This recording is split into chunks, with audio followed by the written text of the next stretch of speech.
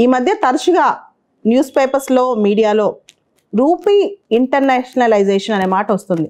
అంటే రూపాయి ప్రపంచీకరణ అసలు అంటే ఏంటి, దీని ఆవశ్యకత ఏంటి, దీని మీద చర్చ చాలా జరుగుతుంది కూడా. కోవిడ్-19 టైంలో మనం గమనిస్తే సప్లై చైన్స్ కానీ ఎనర్జీ సప్లై చైన్స్ కానీ ఇట్లా చాలా డిస్రప్ట్ అయ్యాయి. సో ఇలా డిస్రప్ట్ అయినట్టు మనకు తెలుసు, గ్లోబలైజేషన్ ప్రాసెస్లో ఏ దేశం కూడా ఒంటరిగా బిజినెస్ చేసుకోలేదు, ఎకానమీ క్లోజ్ చేసి కూర్చోబెట్టుకోలేదు. సో దానికి ఏం కావాలి, ఒక ఇంటర్నేషనల్ కరెన్సీ మీద డిపెండ్ అవ్వాలి. ఎక్కువగా చాలా దేశాలు డిపెండ్ అయిన కరెన్సీ డాలర్. డాలర్ అనేది ఇంటర్నేషనల్గా యాక్సెప్ట్ అయిన కరెన్సీ. దాన్ని గొప్పగా కూడా చూస్తారు. డాలర్కున్న వాల్యూ ఇంతవరకు కూడా ఏ కరెన్సీకి రాలి, అంతటి వాల్యూ అయితే. సో అటువంటి పరిస్థితి జరుగుతున్నప్పుడు రెండో ఇంపార్టెంట్ థింగ్ రష్యా-యుక్రెయిన్ యుద్ధం. రష్యా-యుక్రెయిన్ యుద్ధం తరుణంలో రష్యాని స్విఫ్ట్ నుంచి వెలివేశారు, స్విఫ్ట్ నుంచి సస్పెండ్ చేశారనమాట. సో దీనికి రష్యా ఆల్టర్నేటివ్ ఎత్తుక్కోవాల్సి వచ్చింది, తన బిజినెస్ కోసం, తన అమ్మకాల కోసం, కొనుగోలు కోసం. అయితే రష్యాతో ఇండియా బిజినెస్ చేయాలనుకోండి, ఇప్పుడు ఇండియా రష్యన్ బ్యాంక్లో ఓస్ట్రో అకౌంట్స్ ఓపెన్ చేయటం, అలానే రష్యా ఇండియన్ బ్యాంక్లో ఓస్ట్రో అకౌంట్స్ ఓపెన్ చేయటం, అంటే స్విఫ్ట్ నుంచి బయటకు వచ్చేసిన తర్వాత కొంచెం కష్టమైంది రష్యా ఇండియా కానీ, రష్యా ఇతర దేశాలతో ట్రేడ్ కానీ, ఇవన్నీ కూడా.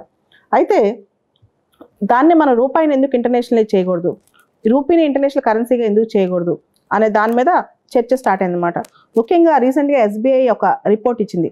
దానిలో ఈ గ్లోబలైజేషన్ పెరుగుతున్న కొద్దికి, ఎక్స్పోర్ట్ ఇంపోర్ట్స్ ఒడిదుడుకులు పెరుగుతున్న కొద్దికి రూపాయినే ఎందుకు మనం ఇంటర్నేషనల్ కరెన్సీగా మనం తయారు చేసుకోకూడదు, అది కేవలం భారతదేశం చేతిలో లేనప్పటికీ మనం దాన్ని ఆ విధంగా ముందుకు అడుగు ఎందుకు వేయకూడదు అని చెప్పి SBI రిపోర్ట్ చెప్తోంది. దాంతోపాటు రీసెంట్గా RBI డిప్యూటీ గవర్నర్ రవిశంకర్ గారు చెప్తూ రూపాయి ఇంటర్నేషనలైజేషన్ అనేది చాలా ఇంపార్టెంట్ ఇప్పుడు, కాకపోతే దానిలో సమస్యలు సవాళ్ళు కూడా చాలా వస్తున్నాయని చెప్పారు. రీసెంట్గా నిర్మలా సీతారామన్ గారు ఒక స్టేట్మెంట్ కూడా చాలా ట్రోల్ అయింది, మీరు చూసే ఉంటారు. దాని ప్రకారం ఏంటంటే రూపాయి వీక్ అవుతుందా అని ఎవరు అడిగితే అని, రూపాయి వీక్ అవ్వట్లేదు, చాలా కరెన్సీస్తో పోలిస్తే రూపాయి బలంగానే ఉంది, కానీ డాలర్ బలపడుతుంది కాబట్టి దాంతో కంపేర్ చేస్తే రూపాయి వీక్ అవుతుంది. సో నువ్వు ఒప్పుకోవట్లేదు కదా రూపాయి వీక్ అవుతుందని చెప్పి చాలామంది ఆమెను ట్రోల్ చేశారు. కానీ ఇది నిజం, డాలర్తో కంపేర్ చేస్తే చాలా కరెన్సీస్ చాలా ఎక్కువ వీక్ అయ్యాయి, కానీ రూపాయి తక్కువే వీక్ అయింది, కానీ కంపారిజన్లో డాలర్ స్ట్రెంత్ పెరుగుతుంది అనమాట. సో మనం చూస్తే ప్రపంచవ్యాప్తంగా చాలాసార్లు మాంద్యంగానే, ఉదాహరణకి 2008 టైంలో సబ్ప్రైమ్ లెండింగ్ క్రైసిస్ వచ్చింది, 2013 టైంలో ఒక రకమైన రెసెషన్ వరల్డ్లో కనిపించింది మనకు చాలా చోట్ల, తర్వాత రాబోయే టైంలో మాంద్యం వస్తుంది అంటున్నాం. ఇట్లాంటి టైంలో మనం కేవలం డాలర్ పైన డిపెండ్ అవ్వాలా, అలానే రూపాయిని ఎందుకు మనం స్ట్రెంథన్ చేసుకోకూడదు? ఈ మధ్య బాగా గమనిస్తే రూపాయి అనేది వాల్యూ పడిపోతుంది. మీరు ఈ రోజున నిన్న చూస్తే $1 = 82 రూపీస్. సో రాను రాను రూపాయి పడిపోతుంది అనమాట. దీన్ని చెక్ చేయడానికి కూడా మనం రూపీ ఇంటర్నేషనలైజేషన్ అనేది ఒక స్టెప్ ఎహెడ్ అని చెప్పొచ్చు అనమాట. అసలు ఇక్కడ రూపాయి అంతర్జాతీకరణ అంటే ఏంటి, అంటే ఇంటర్నేషనలైజేషన్ ఆఫ్ రూపీ అంటే ఏంటి, డాలర్ యొక్క గుత్తాధిపత్యాన్ని మనం తగ్గించలేమా, అంటే అట్లీస్ట్ ఇండియా వరకు, ఇలాంటి క్వశ్చన్స్ అన్ని రైజ్ అవుతూ ఉన్నాయి. ముఖ్యంగా మనం చూస్తే భారతదేశంలో రకరకాల ఒడిదుడుకులు వచ్చినప్పుడు రూపాయి విలువ అనేది కూడా పెద్ద క్వశ్చన్ అనమాట. అసలు డాలర్ అంత స్ట్రెంత్ అవడానికి కారణం ఏంటి అనేది మనం చూస్తే, ఇంటర్నేషనల్ ట్రేడ్లో, అంతర్జాతీయ వాణిజ్యంలో 40% డాలర్తోనే జరుగుద్ది. అదేవిధంగా ఇంటర్నేషనల్ ఫారెన్ ఎక్స్చేంజ్లో 88% డాలర్తోనే ఉంటుంది. ఆ తర్వాతే యూరో కానీ, రెన్మిన్బీ కానివ్వండి, యువాన్ కానీ, ఇవన్నీ కూడా తర్వాతే వస్తాయి అనమాట. మొత్తం మేజర్ డాలర్ డామినేషనే. ఇండియాలో మనం ఫారెన్ ఎక్స్చేంజ్ మార్కెట్లో ఇండియా రోల్, మనకు రూపాయి రోల్ 1%. ఇంకా ట్రేడ్ అయితే, ఇంటర్నేషనల్ ట్రేడ్ అయితే అసలు చాలా తక్కువ, నెగ్లిజిబుల్ అనమాట. సో ఈ టైంలో రూపాయిని ఇంటర్నేషనల్గా ఒక వ్యాలిడ్ కరెన్సీ, ఇంటర్నేషనల్ కరెన్సీగా చేయడం అనేది చాలా ఇంపార్టెంట్ ఇండియాకి ఇప్పుడు. అయితే ఇక్కడ రెండో అంశం, ఇలా చేస్తే లాభం ఏంటి మనకి? మెయిన్గా ఇండియా ఎక్స్పోర్ట్స్ ఇంపోర్ట్స్ మనం చూసాం రీసెంట్గా, మన ఫారెక్స్ రిజర్వ్స్ $600 బిలియన్ దాటిన తర్వాత తగ్గుతూ వస్తున్నాయి. సో మనం ఏదైనా కొనుక్కొచ్చుకోవాలనుకోండి, మనం డాలర్లో పే చేయాలి. అదే రూపాయిని ఇంటర్నేషనల్ కరెన్సీ చేస్తే కొంతవరకు మనం ఆ ఒడిదుడుకులను తట్టుకోవచ్చు, ఫారెక్స్ రిజర్వ్స్ క్రైసిస్ నుంచి కూడా మనం భవిష్యత్తులో రాకుండా చూసుకోవచ్చు, అదొకటి. తర్వాత గ్లోబలైజేషన్ పెరిగే కొద్దికి మన కరెన్సీ వాల్యూ కూడా పెరగాలి, దాంతోపాటు మన కరెన్సీకి ఇంటర్నేషనల్గా ట్రస్ట్ వర్తినెస్ పెరగాలి, దాంతోపాటు ఇండియాలో బిజినెస్ చేయడానికి వచ్చే వాళ్ళకు కూడా రూపాయిని మనం నమ్మొచ్చు అనే ఒక నమ్మకం పెంచాలి. సో ఇవన్నీ చేయాలంటే రేపొద్దున అంతర్జాతీయంగా ఏదైనా ఒడిదుడుకులు వచ్చినా తట్టుకోవడానికి మన రూపాయి రెడీగా ఉంటే మన దగ్గర ఇంటర్నేషనల్ కరెన్సీగా మనకి ఈజీ అవుతుంది అనమాట. ఇవన్నీ కూడా రూపాయి ఇంటర్నేషనల్ కరెన్సీగా వచ్చితే మనకు వచ్చే లాభాలు. రూపాయి కనుక అంతర్జాతీయ కరెన్సీ అంటే ఇంటర్నేషనలైజేషన్ అయితే ఖచ్చితంగా గ్లోబల్ ప్లేయర్స్ ఇండియాకి వచ్చి ఇన్వెస్ట్ చేయడానికి కొంత ఇంట్రెస్ట్ ఎక్కువ చూపించే అవకాశం ఉంది. దాంతోపాటు మనం ఇంటర్నేషనల్ బాండ్ మార్కెట్లో కానీ క్యాపిటల్ మార్కెట్లో కానీ ఎక్కువ రోల్ ప్లే చేసే అవకాశం ఉంది. అంతకుమించి భారతదేశానికి సంబంధించి కనుక మన రూపాయి ఇంటర్నేషనలైజేషన్ అయితే మనం ఎక్స్చేంజ్ రేట్ విషయంలో అంటే ఒడిదుడుకులు వచ్చినా సరే రూపాయిని ఎక్కువ వాడుకుంటున్నాం అనుకోండి, మన పరిస్థితి స్టేబుల్గా ఉండే అవకాశం ఉందన్నమాట. సో రూపాయి అంతర్జాతీకరణ అయితే చాలా లాభాలే ఉన్నాయి, కానీ ప్రాసెస్ మాత్రం అంటే ఇది కేవలం ఇండియా చేతిలోనే ఉండదు, మొత్తం ఈ ప్రాసెస్ మాత్రం చాలా కష్టమే. ఇంటర్నేషనలైజేషన్ అవ్వాలి అన్నమాట ఈజీయే, కానీ మన రూపాయి ఫస్ట్ నుంచి దానికి స్థితిగతులు చూస్తే కనుక 1991 ముందు రూపాయి ప్రాసెస్ వేరుంది. ఇప్పుడు మార్కెట్ డ్రివెన్ అయినా సరే ఎక్స్చేంజ్ వాల్యూ అనేది ఇప్పటికీ కూడా రూపాయి ఆ స్థాయిలోకి ఎలా వెళ్ళగలదు అనేది చాలా కష్టసాధ్యమైన డిఫికల్ట్ రోడ్ అని చెప్పొచ్చు. ప్రస్తుతం America largest economy in the world, $25 trillion economy. Technology పరంగా, ఎకనమిక్ స్ట్రెంగ్త్ పరంగా, మిలిటరీ పరంగా, ఆయుధ సంపత్తి పరంగా అమెరికాని కొట్టేవాళ్ళు లేరు, అంత స్ట్రాంగ్ ప్రస్తుతం ఇప్పటి వరకు అయితే. సో అందుకని అమెరికన్ డాలర్ మీద అందరికీ నమ్మకం ఎక్కువ. చాలా దేశాలు అమెరికన్ డాలర్ నమ్ముతూ డాలర్ అనేది ఒక రిజర్వ్ కరెన్సీగా అందరూ భావిస్తుంటారు, అలానే జరుగుతుంది కూడా. అందుకే ప్రపంచంలో మనం డాలర్ డామినేషన్ ఫారిన్ ఎక్స్చేంజ్లో కానీ ట్రేడ్లో కానీ గమనిస్తుంటాం. యాక్చువల్గా ఇంటర్నేషనల్ కరెన్సీ అనే మాట ఒక మిస్నోమర్ అనమాట. ఇంటర్నేషనల్ కరెన్సీ అనేది గోల్డ్కే వస్తుంది, మిగతావన్నీ కూడా డామినెన్స్ అని చెప్పుకోవచ్చు. కానీ చాలామందికి ఇది పూర్తి స్థాయిలో అర్థం కాక dollar is an international currency అంటారు.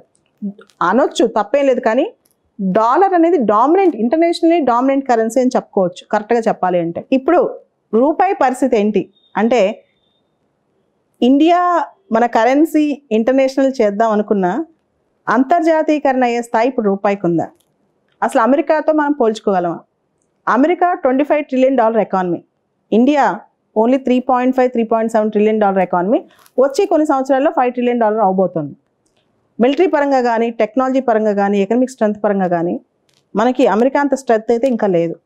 దాంతోపాటు ఇంకా కూడా మనం ఇంపోర్ట్ డిపెండెంట్ కంట్రీ. సో మనం అనుకున్నా సరే సడన్గా ఇంటర్నేషనలైజ్ చేయలేం.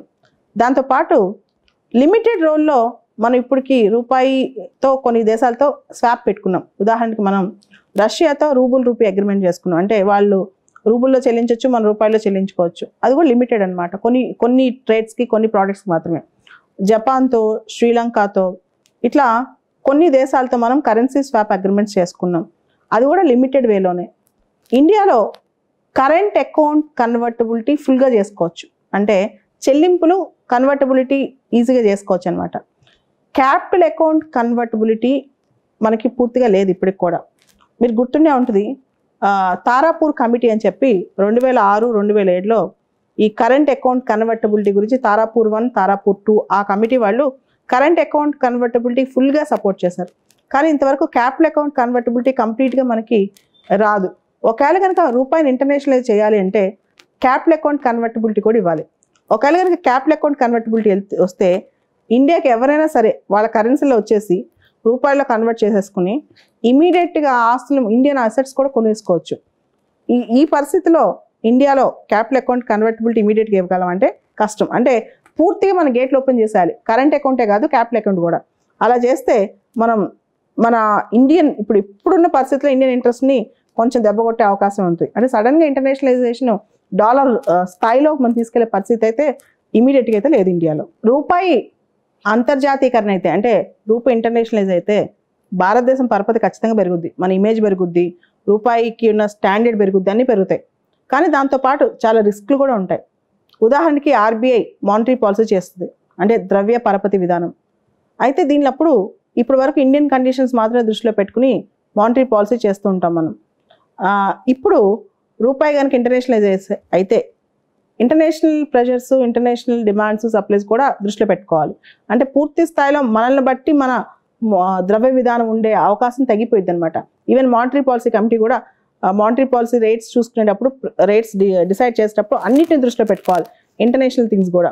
ఇది ఒక ఇష్యూ అయితే. రెండోది, రూపాయి కనుక ఇంటర్నేషనలైజ్ అయితే దానిలో రిస్కులు కూడా చాలా ఉంటాయి. ఇండియా దానికి రెడీగా ఉందా? ఇండియన్ కండిషన్స్ దానికి రెడీగా ఉన్నాయా?